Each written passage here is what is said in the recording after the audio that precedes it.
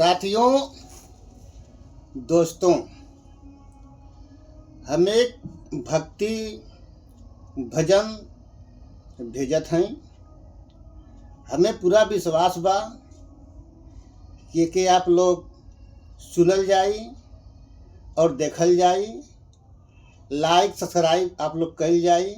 आप लोग के हाथ में बा। जय राम जी की।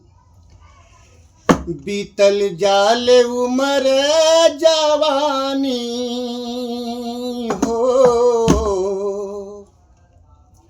बीतल जाल उमर जवानी हो, मनवा काहे करेला नदानी।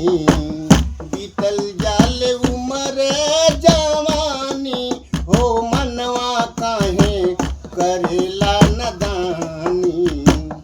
करेला नदानी मनवा करेला नदानी, करेला नदानी मनवा करेला नदानी। कही गईल ऋषि मुनि ज्ञानी हो, कही गईल ऋषि मुनि ज्ञानी हो, मनवा काहे करेला नदानी। बीतल जाल उमर जवानी हो, मनवा काहे करेला नदानी।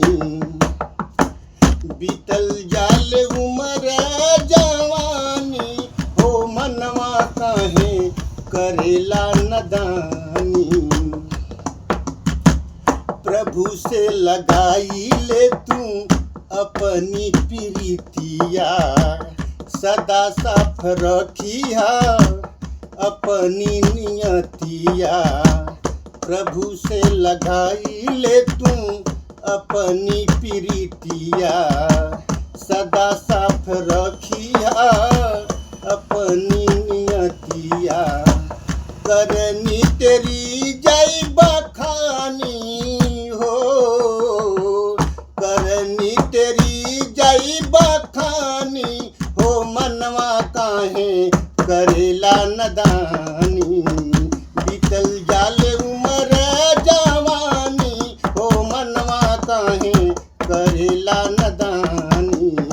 करेला नदानी मनवा करेला नदानी।